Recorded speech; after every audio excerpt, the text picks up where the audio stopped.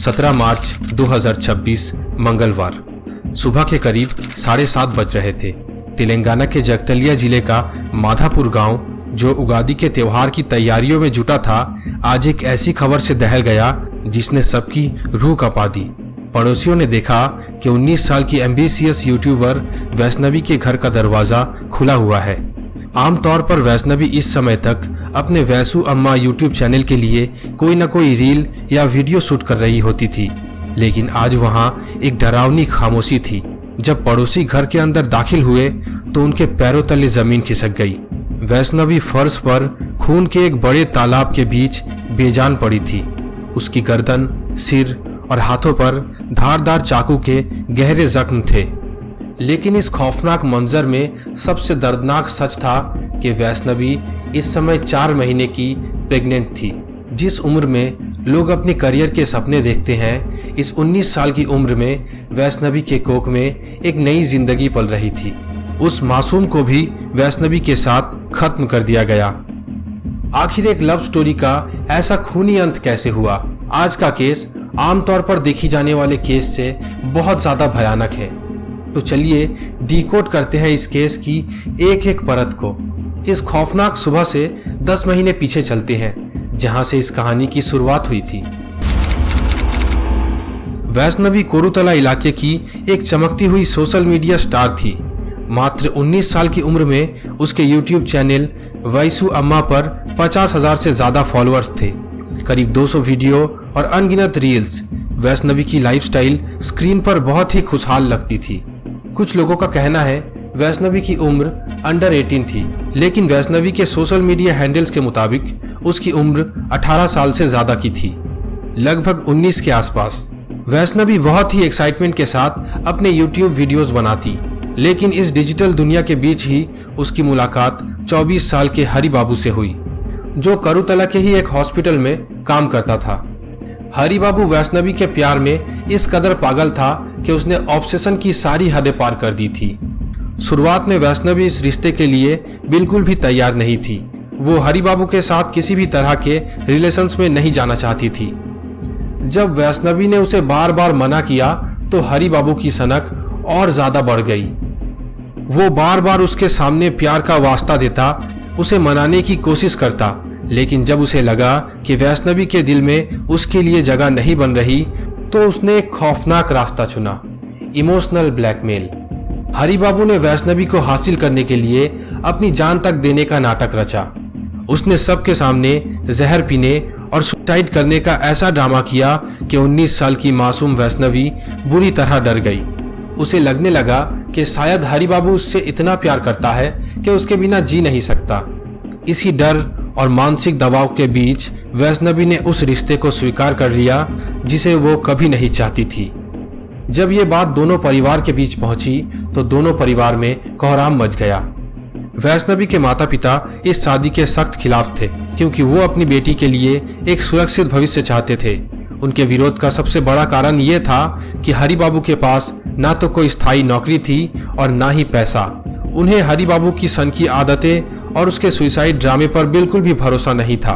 वो जानते थे कि ये रिश्ता वैष्णवी की खुशियों के लिए खतरा बन सकता है।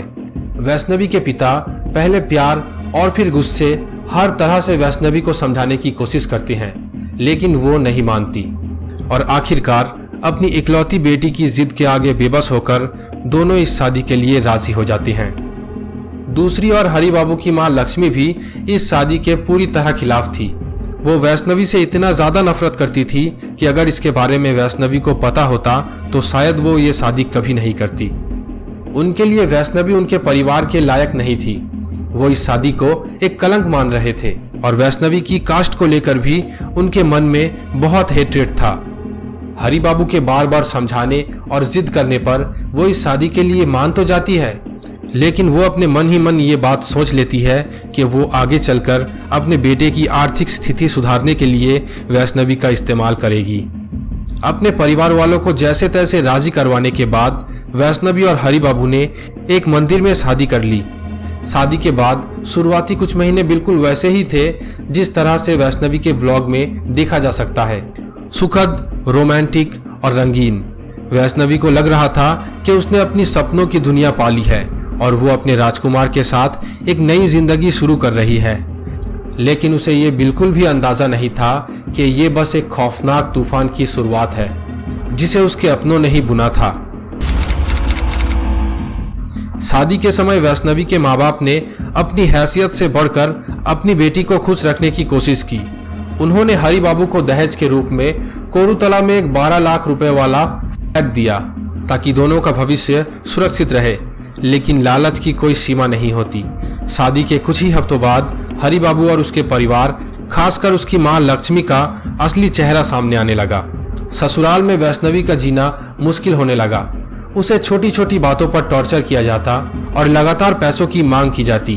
तनाव इतना बढ़ गया कि वैष्णवी के ससुराल वालों ने उसे घर से बाहर निकाल दिया। अपनी गर्भवती बेटी की ऐसी हालत देखकर वैष्णवी के माँ बाप उसे अपने साथ अपने गांव माधापुर ले आए। हरि बाबू भी वैष्णवी के साथ वहीं आकर रहने लगा, जिसे स्थानीय भाषा में इल्लारिकम कहा जाता है। वैष्णवी के पिता ने अपने ही घर में दामाद को पनाह दी, ये सोचकर कि शायद वहां उनकी बेटी सुरक्षित रहेगी। मार्च का दूसरा हफ्ता चल रहा था और वैष्णवी अपना रेगुलर हेल्थ चेकअप करवाने के लिए पास के ही एक अस्पताल जाती है। वैष्णवी वहां जाकर एक वीडियो भी शेयर करती है। 19 साल की उम्र में पहली बार मां बनने का एहसास उसे खुश तो कर रहा था, लेकिन उसके चेहरे पर वो स्ट्रेस साफ दिख रहा था जिसे वो दुनिया से छुपाना चाहती थी। वो बताती है कि पिछले कुछ दिनों से उसे बुखार है और उसकी तबीयत भी काफी खराब है। घर के तनाव और ससुराल वालों की धमकियों ने उसकी सेहत को बुरी तरह प्रभावित किया था। हॉस्पिटल में चेकअप करवाने के बाद वो घर चली आती है। इसके कुछ ही दिनों बाद 16 मार्च 2026 की वो काली रात आती है, जो माधापुर गांव के लिए किसी काल से कम नहीं थी। सब कुछ बिल्कुल सामान्य लग रहा था, लेकिन आधी रात के बाद हरि बाबू के अंदर शैतान जाग उठता है।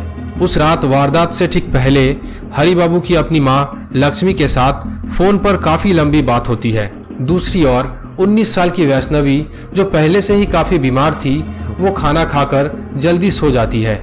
वैष्णवी जब गहरी नींद में थी तब उसके पति हरि बाबू अपने हाथों में एक धारदार चाकू उठा लेता है और उसके सामने आकर खड़ा हो जाता है। पुलिस के जांच के मुताबिक हमला इतना अचानक और हिंसक था कि वैष्णवी को संभलने या मदद के लिए चिल्लाने तक का मौका नहीं मिला। हरि बाबू ने नफरत के साथ चाकू से वैष्णवी के सिर, गर्दन और चेहरे पर लगातार वार किए। यहाँ पर वो सिर्फ अपनी पत्नी को ही नहीं मार रहा था, बल्कि उसके कोख में पल रहे अपने 4 महीने की बच्चे को भी बेरहमी के साथ कुचल रहा था। वैष्णवी के हाथों पर मिले गहरे घाव बताते हैं कि उसने मरते दम तक अपने बच्चे को बचाने की कोशिश की होगी। अब सवाल ये है कि जो लड़का वैष्णवी को पाने के लिए अपनी जान तक दे सकता था, वो खुद उसे इतनी बेरहमी से कैसे मार सकता है, खास करके तब जब वो उसके ही बच्चे की मां बनने वाली हो।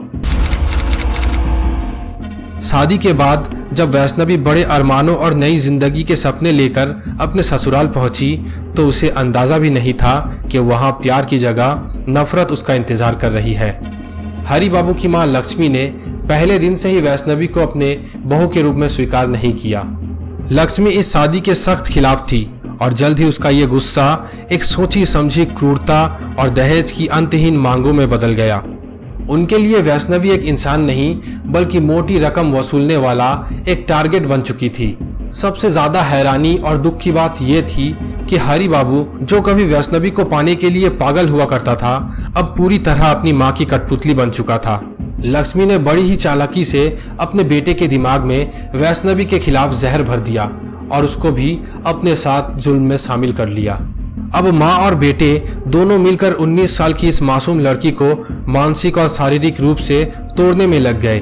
पहले ही वैष्णवी के माँ बाप ने अपने हैसियत से बाहर जाकर 12 लाख का प्लॉट वैष्णवी के खुशियों के लिए हरि बाबू को दे दिया था, लेकिन उसकी माँ लक्ष्मी अब 10 लाख रुपए नगद की मांग कर रही थी और इसे पाने के लिए उसने वैष्णवी का जीना हराम कर दिया। ससुराल में जुल्म की इंतहा तब हो गई जब वैष्णवी तड़पते हुए अपने माँ बाप को फोन करती है और अपने साथ हुए जुल्म के बारे में उन्हें बताती है। वो सिसकते हुए कहती है कि उसकी सास लक्ष्मी उसे सिर्फ गालियां ही नहीं देती, बल्कि उसे जान से मारने की कोशिश भी कर चुकी है। एक बार तो लक्ष्मी ने क्रूरता की सारी हदें पार करते हुए वैष्णवी की आंखों में लाल मिर्ची झोंक दी थी ताकि वो दर्द से तड़पे। वैष्णवी के लिए वो घर अब एक जेल से भी बदतर हो चुका था, जहां उसे उसकी कास्ट को लेकर रोजाना जलील किया जाता था। हरि बाबू भी इन सब के बीच अपने माँ के बराबर जिम्मेदार था।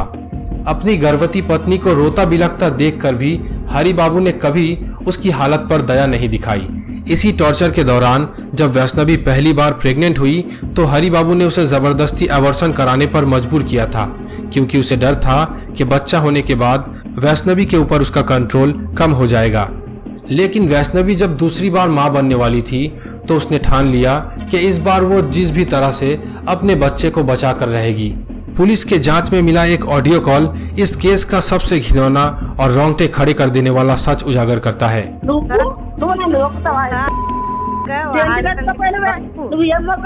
उस कॉल रिकॉर्डिंग में लक्ष्मी अपने बहू वैष्णवी पर एक अंगूठी चोरी करने का इल्जाम लगा रही थी। वैष्णवी उस कॉल में फूट फूट कर रो रही थी और अपने सास के सामने गिड़गिड़ा रही थी। वो कह रही थी, अम्मा मैंने कुछ नहीं किया, आप चाहो तो भगवान के सामने चलकर कसम खिलवा लो, मैं आपको सजा के तौर पर 1 लाख रुपए दे दूंगी, पर मुझ पर चोरी का ये कलंक मत लगाओ। घर का माहौल इतना ज्यादा बिगड़ गया कि ससुराल वालों ने वैष्णवी को धक्के मारकर निकाल दिया। अपनी बेटी का ऐसा हाल देखकर वैष्णवी के माँ बाप मजबूरन उसे अपने साथ लेकर अपने घर माधापुर चले आते हैं। हरि बाबू भी उसके साथ चला आता है और घर जमाई बनकर अपने ससुराल में रहने लगता है। वैष्णवी के माँ बाप ने समझा अब उनकी बेटी अच्छे से रह सकती है और अपने बच्चे को जन्म दे सकती है। लेकिन यहाँ पर आने के बाद हरि बाबू के बिहेवियर में कुछ बदलता हुआ नजर आता है। ससुराल में रहने के दौरान हरि बाबू दिन रात अपनी माँ से फोन पर बातें करता रहता। उसकी माँ लक्ष्मी लगातार फोन पर उसे उस्काती, वैष्णवी के खिलाफ जहर उगलती और उसे एहसास दिलाती कि वैष्णवी उसके परिवार के लिए एक कलंक है। दोनों माँ बेटे मिलकर वैष्णवी के खिलाफ जहर उगलते और उसके परिवार वालों से किस तरह से पैसे लिए जाए इसका प्लान बनाते।